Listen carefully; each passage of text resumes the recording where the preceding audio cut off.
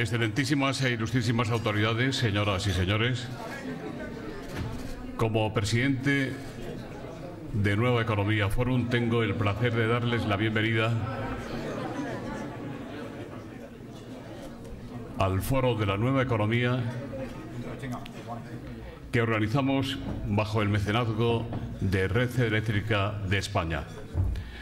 Hoy tenemos el placer de recibir de nuevo a la señora ministra de Economía y Empresa, doña Nadia Calviño, y al comisario europeo de Presupuesto y Recursos Humanos, Mr. Günther Oettinger. La señora ministra será la encargada de presentarle y se lo agradecemos muy especialmente. Señora Calviño, la tribuna es suya.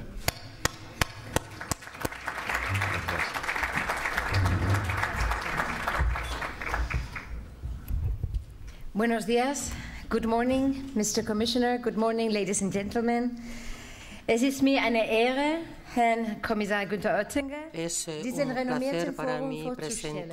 It is an honor for me to introduce Commissioner Oettinger in this prestigious forum. And it is a pleasure, not only because we had the chance to work together at the European Commission for over a year, and it is always nice to meet with former colleagues. It was a very intense and productive period, and I think it must have been a very positive period because you have here a fun club of parliamentarians from the European Parliament that have had to deal with the European budget and the discharge. So it obviously is perceived as a positive experience for all of us.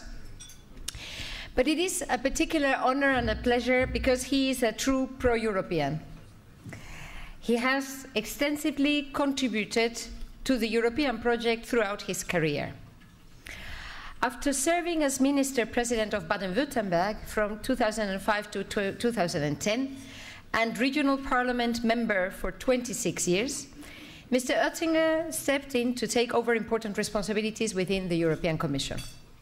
First, with President José Manuel Durão Barroso, he was Commissioner for Energy, where he succeeded in dealing with challenging tasks such as the integration of the European energy market, the energy security strategy, and the Nuclear Safety Directive. In November 2014, President Jean-Claude Juncker appointed Mr. Oettinger as Commissioner for the Digital Economy and Society, a very prominent role within the mandate of making Europe a world leader in information and communication technology to make better use of the opportunities offered by the digital revolution. Completing the digital single market was therefore one of his main goals during that time, making sure citizens and businesses throughout the EU profited fully from the benefits of digitalization. During the 2 years where he held this position, Commissioner Oettinger had to push forward new regulations to achieve the right balance between freedom of companies to grow, innovate and boost the European economy, and the necessary level playing field and competition in the sector, as well as protecting citizens' rights. Digital innovation hubs, investment in 5G technology, digital skills, data protection, and the regulation of certain aspects of online platforms were some of the topics in which he worked very hard, not only to build a digital European economy, but also a digital society. With legislative initiatives such as the Audiovisual Media Services Directive, the Network and Information Security Directive, the famous NIS Directive, and the reform of the e-Privacy Directive.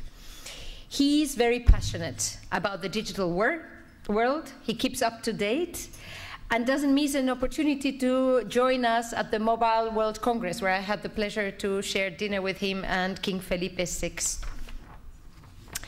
Then, as you all know, President Juncker decided to appoint Mr. Oettinger Commissioner for Budget and Human Resources in January 2017, entrusting him with very important responsibilities such as negotiating and managing the EU budget of around 150 billion a year, ensuring it is invested in the best way to serve EU citizens, protecting it from fraud and corruption, and improving the recruitment processes within the EU in order to better reflect the diversity of society and ensure that up to 40% of middle and senior management are female in the Commission by the end of the mandate. These are very demanding tasks that Commissioner Oettinger has performed with intelligence, balance, and good sense, and always keeping up to his fame as a person that speaks his mind, not always being totally politically correct, which makes him a very interesting speaker in this kind of events. Now, one of the key challenges he has in his hands is the proposal and the negotiation of the next multi-annual financial framework. This is the long-term budget of the European Union, and we're currently negotiating the post-2020 multi-annual financial framework. And this is a very challenging task because it coincides with Brexit, where an important country is leaving the Union. It coincides with the need to provide money for new needs, such as security, border control, even defense. And I am sure that with his very useful contribution, his ability to listen, we hope for a good conclusion in this autumn. En esta negociación, España está siendo un socio constructivo y leal. Defendemos, por supuesto, el mantenimiento de los fondos para la política agrícola común como pilar fundamental del proyecto europeo, así como una política de cohesión fuerte y bien orientada a la convergencia de nuestras regiones. Pero también apoyamos una Europa con mayor capacidad de acción en nuevos ámbitos, como por ejemplo el ámbito de la migración, con más capacidad para apoyar las economías, los países de origen y de tránsito de los migrantes, con más capacidad para invertir en políticas de proyectos de futuro como la digitalización, la ciencia, la innovación, el medio ambiente y, por supuesto, sin olvidar programas emblemáticos como Erasmus, una de las mejores vacunas contra el nacionalismo y el populismo en nuestro continente. Estas orientaciones, las orientaciones del marco financiero plurianual, que actualmente se está negociando bajo la dirección del comisario Oettinger, estas orientaciones comunitarias se corresponden muy bien con nuestra visión a largo plazo para Europa y para España, reflejada en la Agenda del Cambio, un paquete integral de reformas estructurales que presentamos hace unas semanas, que hemos venido poniendo en práctica desde el primer día, desde junio del año pasado, y que no es una estrategia para mejorar el potencial de crecimiento de España, haciendo que nuestra economía sea más sostenible a largo plazo. Esta misma filosofía ha inspirado a la Comisión Europea en los últimos 5 años, como se refleja en el documento Hacia una Europa sostenible para 2030, que se centra en las mismas prioridades de nuestra Agenda del Cambio y, por supuesto, en la Agenda 2030 de las Naciones Unidas para un desarrollo sostenible. España es un país marcadamente proeuropeo. Participamos muy activamente en todos los debates que se celebran en la Unión Europea, haciendo también contribuciones constructivas a los foros internacionales más relevantes, como el G20 o Davos, con propuestas concretas, en particular en el debate sobre la unión bancaria y la profundización de la unión económica y monetaria, porque creemos que nuestra moneda común debe reforzarse y dotarse de los instrumentos adecuados para hacer frente a posibles crisis futuras. Y porque pensamos que más allá, y después de muchos años creando redes de seguridad para las finanzas, para los bancos, es el momento de crear redes de seguridad para las personas. A backstop for the people. Let me close. Europa es un proyecto para las personas. Ante las elecciones europeas, estas van a ser una prueba importante para reforzar los valores comunes entre todos. Vivimos en épocas de grandes desafíos. Brexit, naturalmente, es el hito más importante ante nosotros. Luego tenemos también elecciones españolas, europeas, y esto va a reforzar nuestra posición en el año 2019. Muchos han adquirido o manifestado un cierto escepticismo con respecto a Europa, pero nuestra responsabilidad es llevar a cabo políticas para una Europa sostenible y para el futuro. España y Europa tienen que crear un mejor futuro para los ciudadanos con un enfoque abierto. El gobierno español va a hacer todo lo que pueda para seguir trabajando en esa dirección y estoy segura, comisario, que tanto España como la Comisión Europea y con líderes como usted conseguiremos alcanzar estos objetivos que se están poniendo en marcha ahora. Y sin más demora voy a dar la palabra ahora al comisario Oettinger. Muchas gracias y tiene usted la palabra.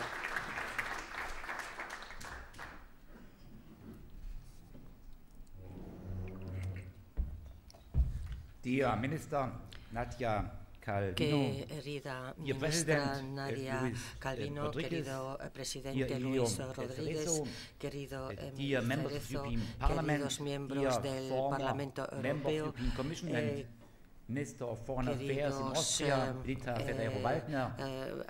Ferrero-Waldner, señoras y señores, I'm happy to be here and thank estoy you muy inviting contento me. de estar aquí. It's an Me honor for me alegro and de for que me my hayan team invitado. Para to mí y have para a mi chance equipo to es un meet you gran and honor to de tener have esta an exchange of oportunidad views de about our common challenges in intercambiar 2019 ideas and beyond. sobre nuestros futuros Your retos Foro comunes. de la Nueva Economía is El Foro de la Nueva Economía es un foro de mucho alto prestigio y es maravilloso ver cuántas personas están interesadas en the European Parliament about our common challenges in 2019. y estamos seguros que todos nosotros pues asumiremos los retos y alcanzaremos los retos. Ahora voy a hablar en mi idioma nativo y si me lo permiten voy a pasar a hablar en alemán o suevo porque vengo de Stuttgart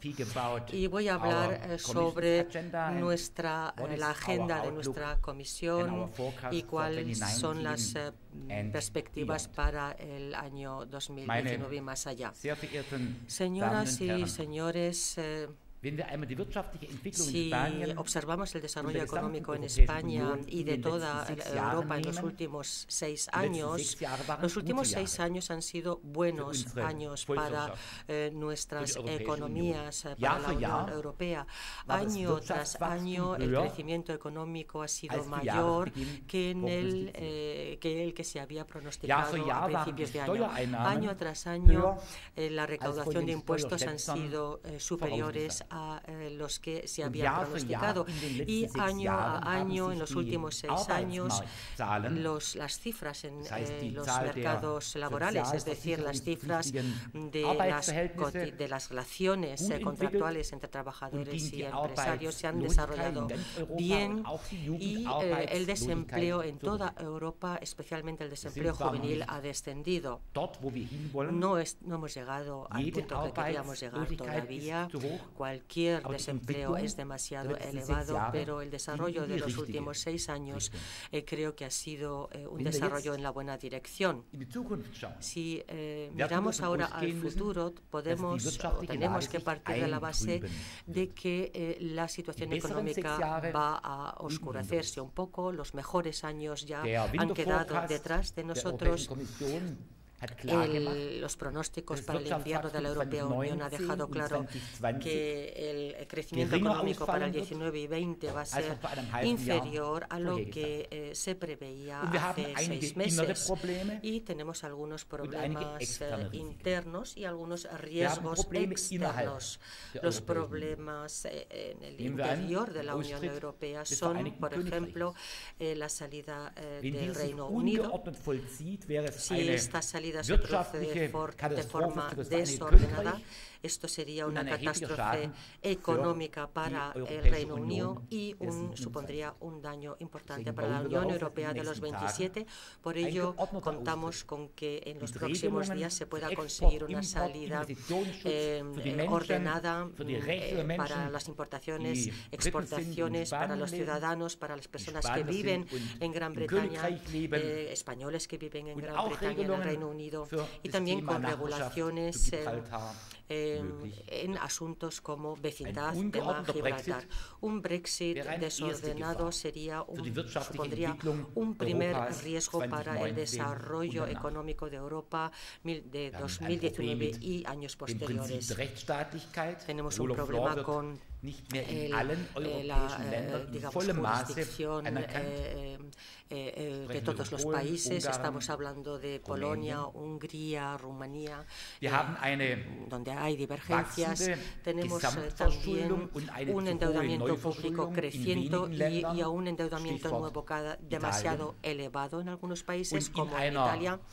y en una zona, en la eurozona, en una unión monetaria, riesgos en determinados países suponen inmediatamente riesgos para todos, riesgos bancarios, riesgos de empréstitos, riesgos de los presupuestarios en Italia. Todo eso puede repercutir en toda la Unión Europea. Y también tenemos preocupaciones en el exterior de la Unión Europea. Por ejemplo, el comercio. Nosotros como europeos estamos interesados en relaciones comerciales abiertas con todo el mundo. Lo bueno es que Europa nunca ha sido tan solicitado como hoy. Los americanos se han despedido básicamente de las regulaciones correspondientes al comercio mundial. Muchos gobiernos de todo el mundo abordan ahora a la Unión Europea y quieren fortalecer las relaciones con nosotros para importaciones, exportaciones, protección de las inversiones, Australia, Nueva Zelanda, Singapur, Japón, Vietnam, Malasia, Chile, México, Mercosur, son solo algunos ejemplos. Con estos países que son básicamente democráticos, con una economía de mercado, y que se interesan por un comercio mundial, se están generando nuevas reglas. Y nosotros, como europeos, ahora podemos imponer o presentar nuestros valores. Nada de trabajo infantil, una competición justa. Y las podemos incorporar a, digamos, el comercio mundial con muchos países del mundo. Por otro lado, la guerra comercial entre China y Estados Unidos puede regresar en cualquier momento. Y también Estados Unidos, Europa, Unión Europea, es una moratoria limitada. Juncker consiguió una moratoria con el presidente Trump. Estamos intentando iniciar negociaciones para bienes industriales, mercancías industriales, para facilitar las importaciones y las exportaciones y evitar el proteccionismo. Pero no sabemos si va a funcionar y sigue habiendo voces potentes a las que les gustaría imponer impuestos importantes, aranceles importantes a la exportación e importación de vehículos. Sabemos que no todos los vehículos se fabrican en Europa. Yo procedo de Stuttgart y sé que un Mercedes, un BMW, un Porsche, un Audi tiene muchos componentes procedentes de España, Portugal, de Eslovaquia, de la República Checa, de Austria y de Rumanía. Esto significa que un vehículo fabricado en Francia o en Alemania es un vehículo europeo en el que han intervenido muchos puestos de trabajo, mucha competencia de ingenieros y técnicos de todo el mundo, de toda Europa. De ahí que tengamos que hacer todo lo posible para que estas divergencias comerciales no se conviertan en una guerra comercial entre la Unión Europea y Estados Unidos. Tenemos un gran vecino, la Turquía, con inflaciones ya 3 años de más del 20%. La Turquía es un país emergente y se encuentra inmerso en una gran recesión. Venezuela es insolvente, la Argentina está también en una situación económica malísima, el Brasil tiene una presidencia nueva de la que no se sabe todavía si realmente se abre al mundo o quiere abrirse al mundo. Es decir, existen muchos riesgos fuera de la Unión Europea. Y si solo algunos de esos riesgos exteriores se confluyen, entonces el estancamiento, la recesión en 2019 o 20 no estará muy lejos. Además, vivimos en un ámbito de competencia de valores, es decir, una lucha de sistemas. Nosotros, ustedes y yo, hemos crecido, nos hemos educado Yo desde mi nacimiento, ustedes desde la libertad y democracia en 1975, en un orden de valores que se compone de democracia parlamentaria, economía social de mercado, división de poderes, independencia de la justicia, libertad de expresión y opinión, libertad de prensa, libertad de credo. Una sociedad muy liberal, no una sociedad liberal como la propugna Viktor Orbán en Hungría, no, una sociedad liberal es lo que somos, llena de libertades y de libertad de movimientos. Ustedes pueden ir después con el coche desde Madrid, pasando por Marsella, a París, a Luxemburgo, a Bélgica, a Ámsterdam y a Colonia en Alemania y regresar. Muchos países europeos sin control de pasaportes, sin cambio de moneda. Es decir, ustedes tienen el derecho de vivir en cualquier sitio, de trabajar en cualquier sitio, de comprar, de casarse, de envejecer en el continente europeo en su conjunto. Ningún otro continente dispone de una libertad de movimiento similar al continente europeo. Esto significa calidad de vida, significa que las personas pueden decidir, tomar sus propias decisiones y conservar estos valores precisamente en un año electoral, en 2019, pues es de enorme relevancia. Si nuestro orden de valores nos parece digno de conservar, tenemos que sabemos de qué se trata, porque estos valores los hemos exportado durante mucho tiempo hasta el Mar Negro, en todo la zona europea, pero vemos que ahora existen, digamos, altercados, terrorismo, islamismo, guerras religiosas, ISIS, etcétera.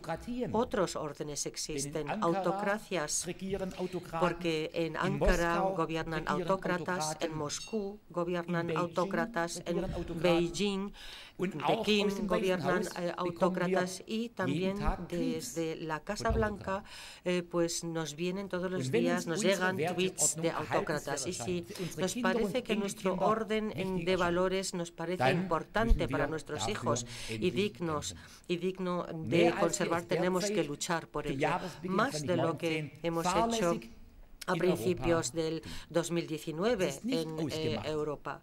No está claro que nuestro orden de valores se pueda mantener. No digo que tenga que vencer, sino que se trata de conservar la imagen que tenemos del ser humano. Pensemos en China. Estuve hace unos días en Barcelona en el Mobile World Congress, un acto grandioso con parlamentarios, y no solo se trataba ahí de tecnología de la información y de comunicación, se trata de las tecnologías digitales y su aplicación en el ámbito de la automatización, de la salud, de la construcción de máquinas y en todas las formas de prestación de servicios. Y el 50% de todos los asistentes en Barcelona, de los presentes en Barcelona, eran chinos, eran asiáticos. Y se trató dos temas: 5G, Huawei, que es el líder mundial, Nokia, Ericsson, y se trató de inteligencia futura. En la revolución digital, Europa no está a la puntera, sino más bien rezagada, y las tecnologías digitales en general son, digamos, moneda de cambio, van a ser decisivas en las próximas décadas. Se trata, por tanto, de nuestra soberanía digital, de nuestra independencia. No aspiro a autogracias y clothes shop. Debemos seguir siendo abiertos al mundo, estando abiertos al mundo, pero donde somos competitivos queremos seguir siéndolo, y donde no lo somos tenemos que llegar a serlo. Y eso es algo que esperan de nosotros nuestros hijos, y de esa forma nuestro orden de valores en esta lucha de sistemas será digno de conservar. Y todo eso también tiene que ver con el proyecto europeo. Decir que necesitamos más Europa en sí mismo no sirve, no es suficiente. Hay que pensar en qué ámbitos y qué está en interés de las personas. Es el nivel comunal, el nivel municipal, es la región, es el nivel del Estado miembro o es la Unión Europea. Pero lo que está claro es que en el futuro vamos a tener muchas tareas en las que Europa supone un valor añadido, en las que solo Europa puede alcanzar los objetivos. Se trata de nuestra seguridad interior y exterior. Tenemos que hacer todo lo posible para conseguir que Europa siga siendo un lugar seguro, y tenemos que estar en disposición de exportar seguridad y de no importar inseguridad. Necesitamos más esfuerzos comunes como europeos, como miembros de la OTAN, para, con o sin los Estados Unidos, garantizar o prepararnos suficienmente para la seguridad exterior. Necesitamos una mejor colaboración de nuestras policías. El terrorismo no para ante las fronteras. Necesitamos un plan claro para África, y Marruecos no solo es vecino de España, es vecino del continente europeo, es decir, la zona del Magreb, del Sahel y la zona subsahariana, Nigeria, Mali, Níger, Marruecos, Argelia, Egipto, Mediano Oeste, es nuestra responsabilidad, también responsabilidad suya, de los alemanes, de los suecos, de todos los europeos, y no solo de aquellos que están ubicados en el Mediterráneo. También se trata de desarrollar proyectos de investigación comunes, Horizon Europe, por ejemplo. Generaldirektorin in der Europäischen Kommission. Generaldirectora que hemos tenido durante muchos años en ese ámbito. Ha sido excelente, hemos colaborado mucho conjuntamente durante días y noches para preparar el marco presupuestario para los próximos años. Se trata del futuro de Europa que se expresa en cifras, 2021 hasta 2027. Y tenemos que investigar más conjuntamente, porque en tiempos de la inteligencia artificial no hay empresa, ni SEAT, ni Siemens, y no hay Estado miembro, ni España, ni Francia, ni Alemania, que sea capaz en solitario de luchar o de competir con Google, Amazon, Microsoft, Alibaba, etc. Conjuntamente, en asociaciones público-privadas, en el equipo europeo, tendremos la oportunidad de fortalecer nuestra posición y de crear esa soberanía digital. De ahí el programa Digital Europe, Horizon Europe. Esos programas son importantes, y estoy seguro que un país en crecimiento como España, además de los programas de cohesión y además de los programas, digamos, para el ámbito rural, se incorporará, será decisivo este país, España, para los programas de investigación, para la capacidad de innovación, y será, digamos, un elemento importante entre los global players. Se trata siempre de la cuestión dónde puede generar Europa un valor añadido, porque permítanme una comparación. España es un país grande, Si los británicos se van, será el cuarto mayor país. Y España tiene los mismos habitantes que Tokio, una ciudad. De ahí que nosotros en Europa solo tengamos dos grupos de Estados miembros. Un grupo que son Estados miembros pequeños y el otro grupo que son Estados miembros que saben que son pequeños. Pequeños somos todos. Y si lo sabemos, mejor. Si no lo saben, mis ciudadanos en Alemania no lo saben muchas veces, pero no dejan de ser pequeños. En esta dinámica mundial, con 1.300 millones de chinos, millones de indios, 340 millones de estadounidenses, 200 millones de nigerianos, en un mundo en el que África todas las semanas en África crece en 1 millón de ciudadanos, necesitamos una Europa más fuerte, necesitamos una estrategia común, necesitamos completar el mercado interior, necesitamos concluir o firmar acuerdos comerciales con todos aquellos en el mundo que quieran, y lo tenemos que hacer ahora.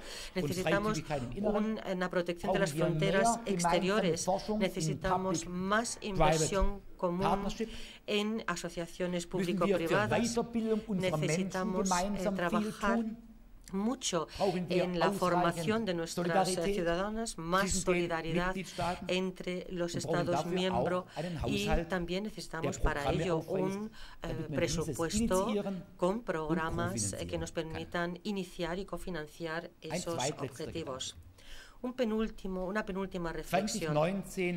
2019 es el año de Europa y tenemos elecciones europeas, y en un año sabremos si Europa saldrá fortalecida o caminará fortalecida o debilitada hacia el futuro, porque en muchos países europeos existen populistas antieuropeos, neonacionalistas que quieren debilitar Europa o destruir incluso Europa.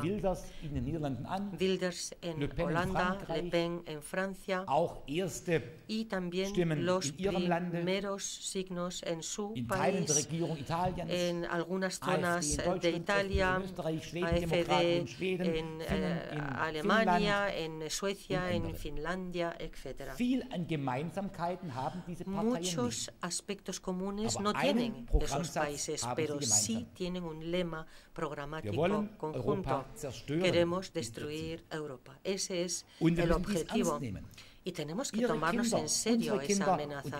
Sus hijos, nuestros hijos y nuestros nietos nos preguntarán algún día: en 2019 ¿hicisteis lo suficiente para conservar y fortalecer Europa? ¿O os quedasteis inactivos aquel año? Se trata de un debate democrático, se trata de intervenir y colaborar en temas europeos, se trata de participar en las elecciones a finales de mayo, y se trata de proyectos que, digamos, se pueden abordar mejor en el equipo europeo. Y cuento para ello con una colaboración muy fuerte de un país, de su país, de España, que desde 1975 siempre ha tenido una actitud pro-europea. Creo que su país, especialmente después de que se hayan ido los británicos, tendrá mayor peso, tendrá una voz más fuerte en Bruselas, Luxemburgo y Estrasburgo, en el Parlamento, en el Consejo y en la Comisión. Y hay que preguntarse quién personaliza Europa en la próxima década, porque nunca hemos tenido una renovación tan profunda de las primeras filas en Europa. En el Consejo Europeo, el presidente Tusk se irá, se retira. Juncker ha declarado que no quiere seguir siendo presidente de la Comisión. La señora Mogherini, nuestra prácticamente ministra de Exteriores, ha hecho un trabajo excelente, pero con toda seguridad no va a ser propuesta por Salvini para la Comisión Europea. El presidente del Parlamento va a ser elegido, un nuevo Parlamento, el presidente del Parlamento, el señor Draghi, se retira en noviembre. De los 27 comisarios, un máximo de 4 comisarios tendrán un nuevo mandato. No podemos hablar de continuidad. En el Parlamento el 40% o el 50% de los parlamentarios serán nuevos, macronistas. Se añadirán, es decir, estamos hablando de gobiernos. El presidente de China ha sido nombrado presidente vitalicio, va a gobernar China tanto tiempo como viva. Trump en 2 años, desde luego, no se retirará. Putin gobierna desde hace 16 años, Erdogan en Ankara desde hace años con mano dura. Tenemos que demostrar que la democracia parlamentaria, en el arte de gobernar, admite otras formas de gobernar y que es capaz de gobernar con esas otras formas. Y da igual si estamos hablando de economía, medios, política, es importante que ustedes sean, digamos,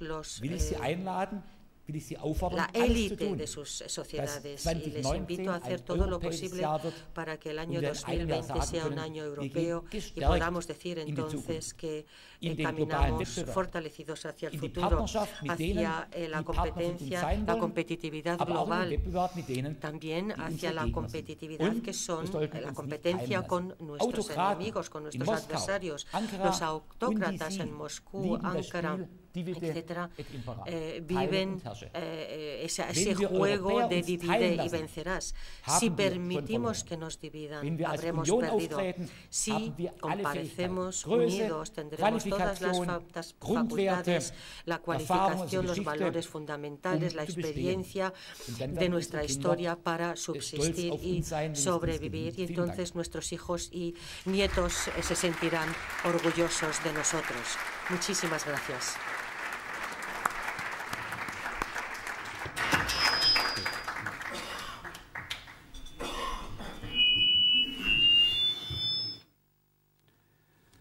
Comenzamos con las preguntas. Le ruego al señor comisario se coloque los auriculares. Señor comisario, Luisa Fernández le pregunta ¿qué valoración hace de las últimas actuaciones de Orbán?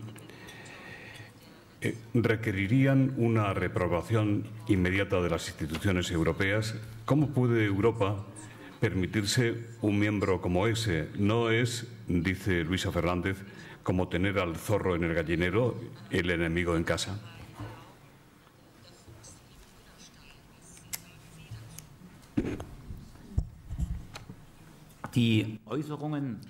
Las manifestaciones y la estrategia de Víctor Orbán no son aceptables porque trabaja con medias verdades, y esta acción con el señor Soros y Jean-Claude Juncker, esas pancartas, es un estilo que no se puede aceptar. De ahí que la Comisión lo ha rechazado ese comportamiento claramente, pero en verdad la tarea es de mi familia de partido.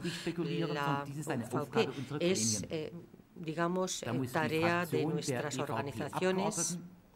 La fracción de la EVP tiene que decidir cómo se sitúa ante estas actuaciones. Para el futuro, yo espero que el programa electoral de la EVP efectivamente respete todos sea suficiente para respetar todas las libertades fundamentales. Esa cuestión efectivamente será un tema de debate importante en las próximas semanas. Turquía. La política de Erdogan de los últimos años, con esa política, los progresos hacia la incorporación a la Unión Europea, digamos, se han frenado.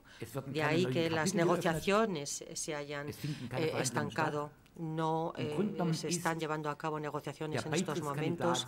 El candidato a incorporarse a la Unión Europea, Turquía, está en una situación de congelación, digamos. La cuestión es, ¿tenemos que suspender formalmente todas las negociaciones?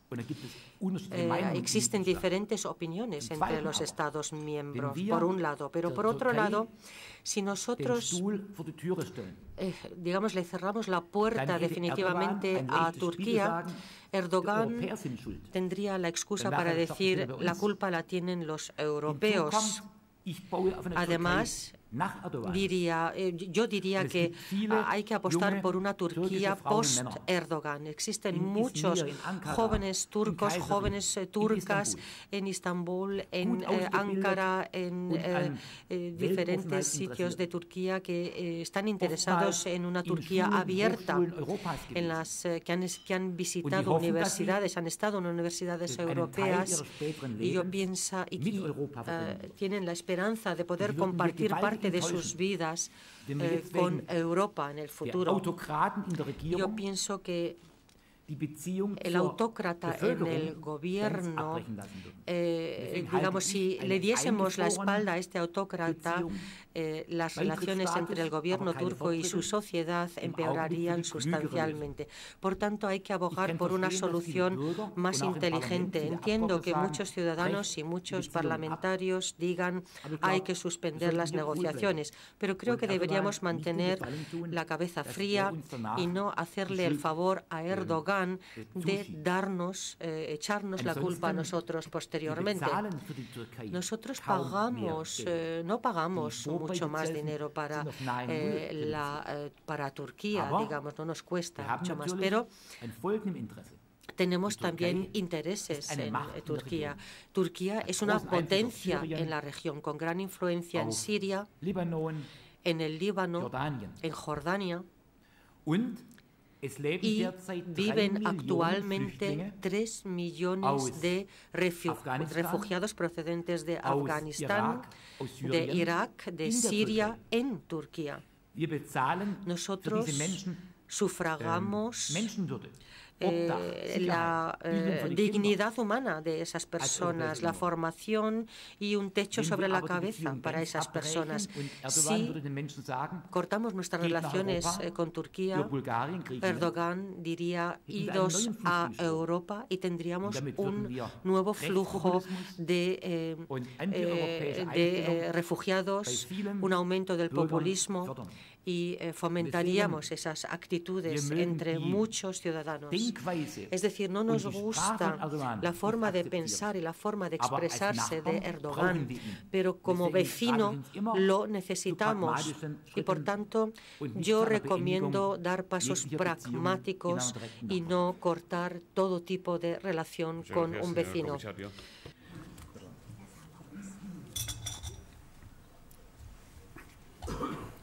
Tenemos, como ve, muchas preguntas, señor comisario. Le agradecería, si es posible, una mayor concreción en las respuestas. Tomás Domínguez dice: ayer la ministra Calviño y el ministro Borrell le expresaron la voluntad de España de negociar el marco financiero plurianual europeo con un espíritu constructivo y europeísta, con garantías que aporten seguridad jurídica y que eviten incertidumbre. Con el Brexit ahí, ¿cómo pueden las perspectivas financieras afrontar con optimismo la política agraria común, la política de cohesión, los derechos sociales, las migraciones y la acción exterior?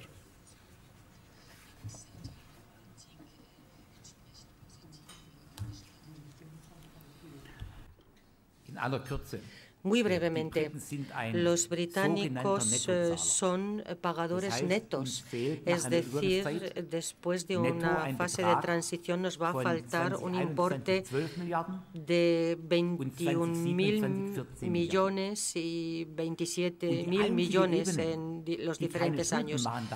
Y el único nivel que no puede adquirir deudas es el nivel europeo. Los Estados miembros, las regiones, los municipios pueden incurrir en deudas. Nosotros no. La Unión Europea no.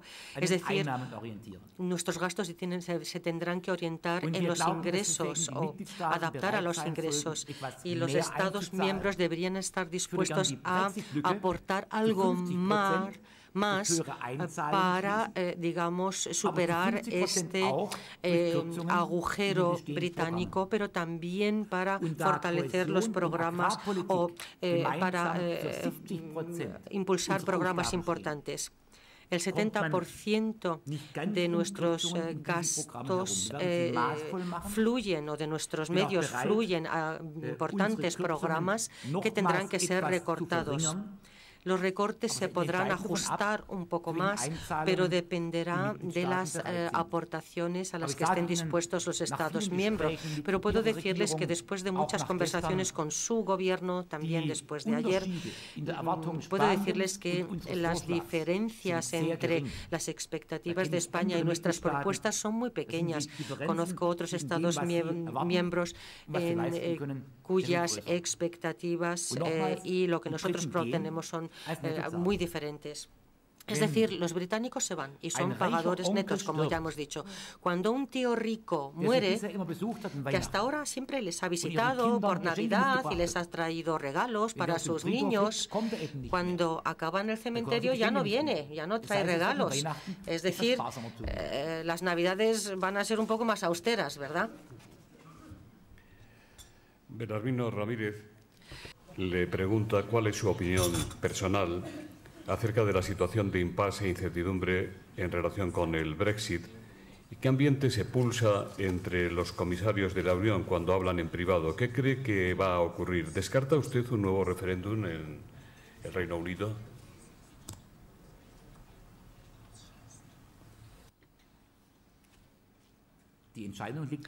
La decisión está en Londres, en la Casa de los Comunes y en el gobierno británico. Si ven, por ejemplo, que máximo el 30% de los parlamentarios quieren un Brexit sin acuerdo. Es el partido DUP en el norte de Irlanda, Belfast, es Boris Johnson y otros, digamos, que prefieren una línea dura. Pero el 70% quieren evitar ese peor caso, salida sin acuerdo. Y ese 70%, entre ese 70% hay muchos que quieren quedarse en la Unión Europea y otros están dispuestos a, digamos, apoyar la propuesta de la Unión Europea que ha sido negociado. Un tercer grupo quiere un segundo referéndum, otro grupo quiere nuevas elecciones, un quinto grupo quiere una prolongación de las negociaciones hasta finales de mayo, principios de junio. Y si esos 5 grupos pudieran llegar a una posición común para evitar el peor de los casos, entonces tendrían una mayoría clara. Además, que me alegro de que cada vez más parlamentarios entre los conservadores y entre los socialistas no estén ya dispuestos a aceptar, digamos, esta postura de Coburn y May. Tal vez en los próximos días y semanas veamos movimientos importantes en el marco de los debates, y pienso que tenemos que llegar a que va a ser posible una solución más inteligente que una salida sin acuerdo. Radio Intereconomía, Pepe Luis Vázquez le pregunta: Pedro Sánchez ha manifestado su intención de aprobar los presupuestos diseñados este año en caso de que ganara las elecciones y consiguiera repetir gobierno. ¿Qué le parecen esos presupuestos generales del Estado? ¿Cree que se debería seguir insistiendo en que se aprueben tal como estaban en el proyecto rechazado?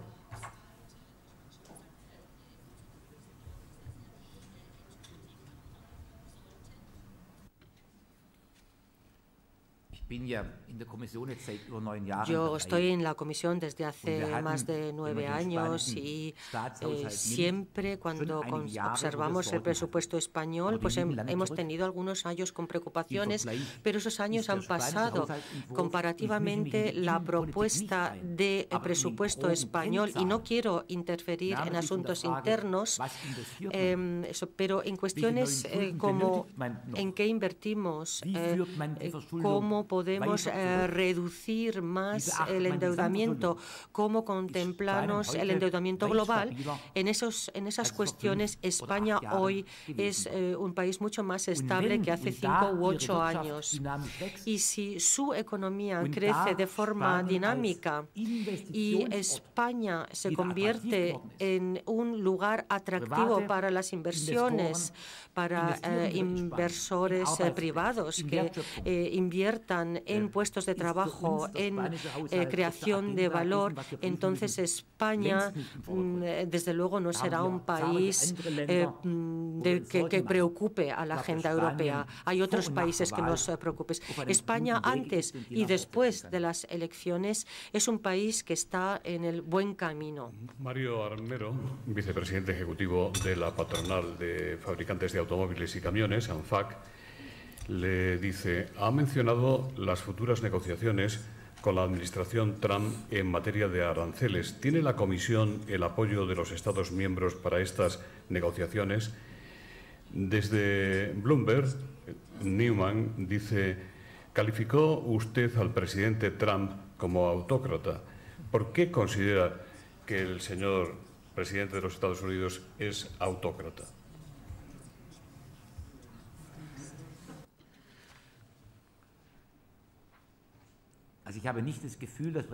Bueno, no creo que Trump respete todas las reglas de la democracia, de la libertad de prensa y de la libertad de opinión. Si habla constantemente de fake news en sus tweets, no respeta la verdad completa y, por tanto, sí que tiene o presenta rasgos autócratas.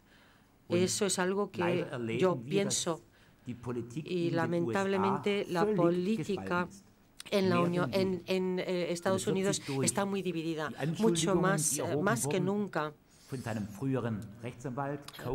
Por ejemplo, las acusaciones a Cohen de su abogado asesor, o, por ejemplo, el asunto de las relaciones con Rusia, pues lo vamos a ver en las próximas semanas. Amo los Estados Unidos. Cuando era muy joven fui invitado a pasar 5 semanas en Estados Unidos, 34 días, visité muchos estados de los Estados Unidos, tengo muchos amigos allí, pero su actitud frente a la Unión Europea tampoco es una actitud que demuestre que acepta.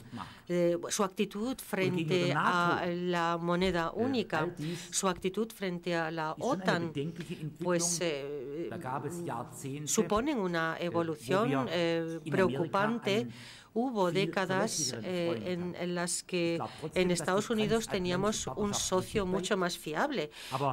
Pienso que sería conveniente que las relaciones comerciales con Estados Unidos se mantuvieran. En los últimos 2 años se han suscitado estas preocupaciones. La primera parte de la pregunta, ¿podría repetirla, por favor? Sí, la aranceles. Pregunta, es sobre aranceles. Sí, ¿tiene la Comisión el apoyo de los Estados miembros para las negociaciones con el gobierno de Trump?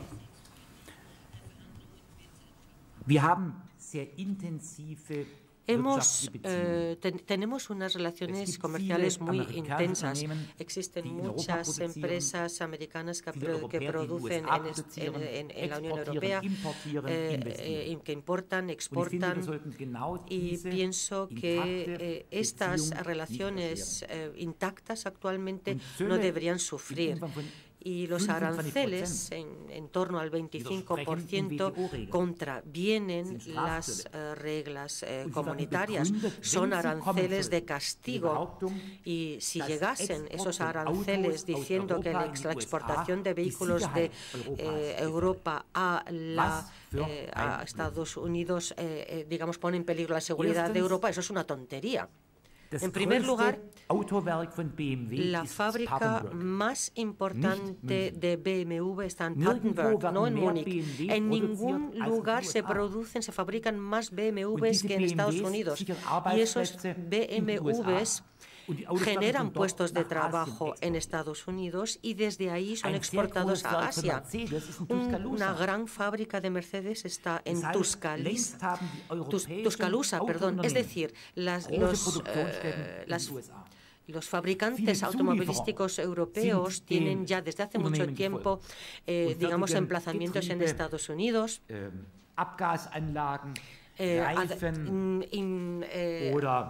Y en ámbitos como, digamos, gases de escape, normativa en cuanto a otros elementos de los coches son importantes de Europa. Y nosotros, en el marco de las negociaciones entre Juncker y Trump, queremos negociar el futuro para todos los bienes y mercancías y eliminar todo tipo de arancel, no generar proteccionismos. Espero que todavía en abril, de este año, la Comisión reciba el mandato de los Estados miembros para que nosotros podamos negociar sobre bienes industriales, exportación, importación, eliminación de aranceles, podamos negociar sobre todos estos temas con Estados Unidos. Y espero que en este camino, por esta senda, lleguemos a un acuerdo que impida estos aranceles de castigo. Juncker estaría dispuesto a volar a Estados Unidos en mayo y hacer todo lo posible para que las relaciones comerciales entre Estados Unidos y la Unión Europea sean mejores y no se vean gravadas. Y todo esto está también, naturalmente, en el interés de España. Muchos componentes de los vehículos que son fabricados en Stuttgart o München o Wolfsburg o Francia, en París, proceden de la industria de proveedores de su país, de España, con independencia, naturalmente, de la cuestión del papel que juega SEAT en el grupo Volkswagen. SEAT fue una preocupación hace unos años, pero hoy es una marca muy atractiva, muy reconocida, y mucho trabajo de desarrollo se está haciendo en Barcelona.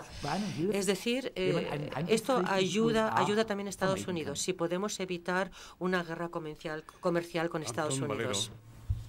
Le pregunto al señor comisario, ¿para cuándo vamos a tener un trato justo en Europa frente a la situación privilegiada de Alemania? La deuda pública, sigue diciendo Antón Valero, en España se incrementó porque los bancos tuvieron que devolver el dinero a los inversores alemanes que especularon en la burbuja de la construcción. Las empresas electrointensivas en España tienen que competir con sus equivalentes alemanas que reciben subvenciones del Estado que España no puede abordar. ¿Dónde está el fair play de la Unión Europea? Los diferenciales de deuda soberana influencian la competitividad de las empresas españolas frente a las alemanas. ¿Cómo tiene usted presente estos temas en el presupuesto de la Unión?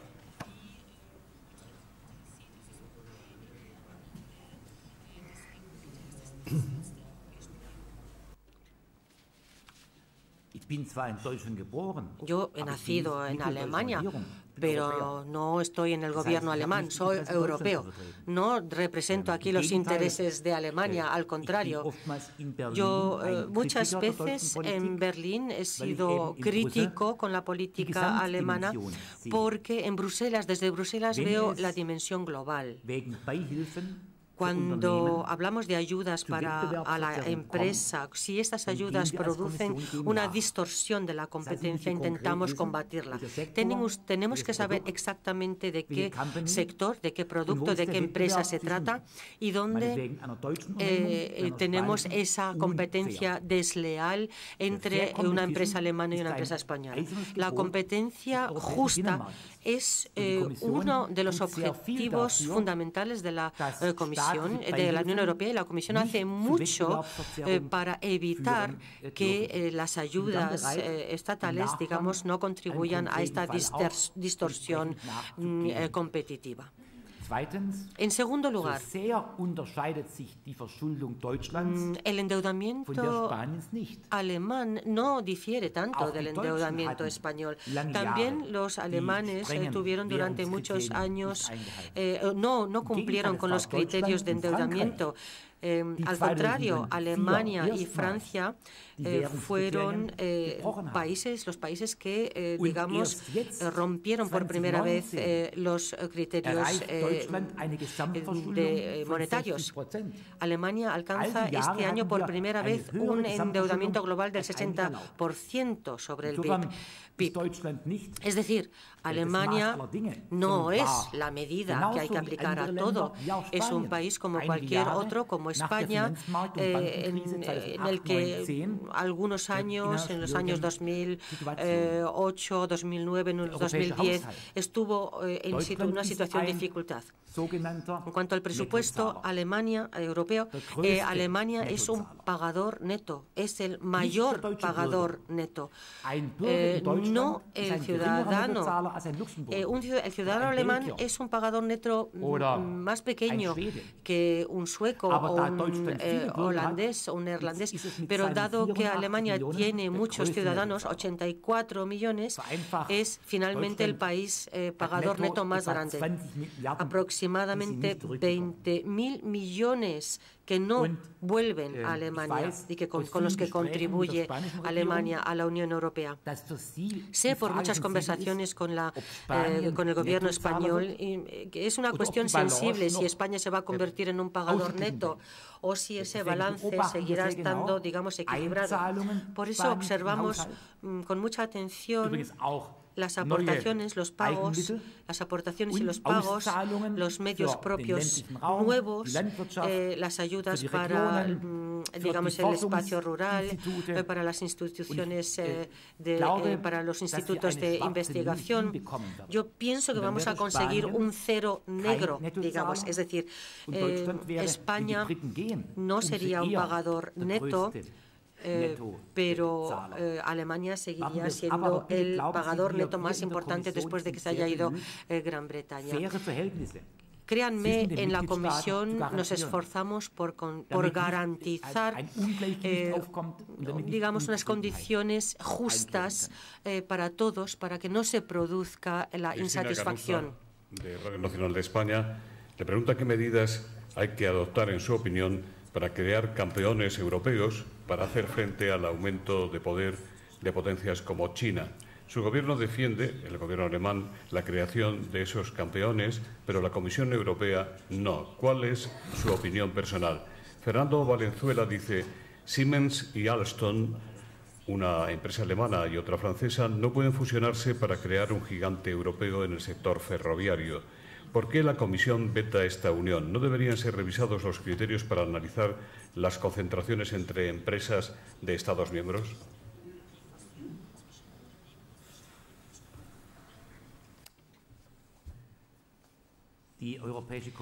La Comisión Europea ha apoyado y la mayor parte de las fusiones con algunas condiciones, pero la inmensa mayoría de las fusiones que se proponen son aceptadas. El caso Siemens, Alstom, ese caso ha sido analizado muy intensamente por la Comisión y el resultado ha sido que, según la ley de competencia comunitaria, digamos, esa fusión habría sido contraria a la ley, habría producido, digamos, quejas. China, digamos, no tiene todavía un pie puesto en el mercado europeo ferroviario. Y según la ley de competencia vigente, pues tenemos que actuar así. No podemos funcionar con pronósticos de mercado. Estoy seguro que en el año 2030 los chinos intentarán conseguir, digamos, un trozo importante de ese mercado, quitarnos un trozo importante de ese mercado en Europa. Pero la Comisión ha rechazado esa fusión Siemens-Alstom, pero hemos declarado que para la próxima Comisión vamos a revisar nuestras reglas de competición, de competitividad, y eso es lo que estamos haciendo. Sería importante reformular la definición de mercado y pasar a un mercado de pronósticos, a un pronóstico de mercados, desarrollarnos en esa dirección y analizar sobre esa base las fusiones y no solo analizar el presente. Es decir, no bloqueamos, tenemos que aplicar la ley vigente, pero estamos dispuestos a cambiar o reformar el derecho vigente si tiene sentido. La ley de competencia en Alemania estaba también en contra de esa fusión y Deutsche Bahn AG, la Sociedad Anónima Ferroviaria en Alemania, se expresó de forma vehemente en contra de esa fusión. Es decir, hubo también en Alemania y en Francia voces divergentes al respecto y estoy segura de que existe un actor español importante, o España va a ser, perdón, un interlocutor importante en ese sentido. Ramón Delgado, pido disculpas por las que no puedo leer por falta de tiempo. Esta dice: usted ha anunciado su próxima salida definitiva de las instituciones europeas después de 9 años como comisario en 3 carteras distintas. ¿Qué balance hace usted? ¿Cree que su presentadora en el acto de esta mañana, la señora Calviño, tiene posibilidades de sucederle?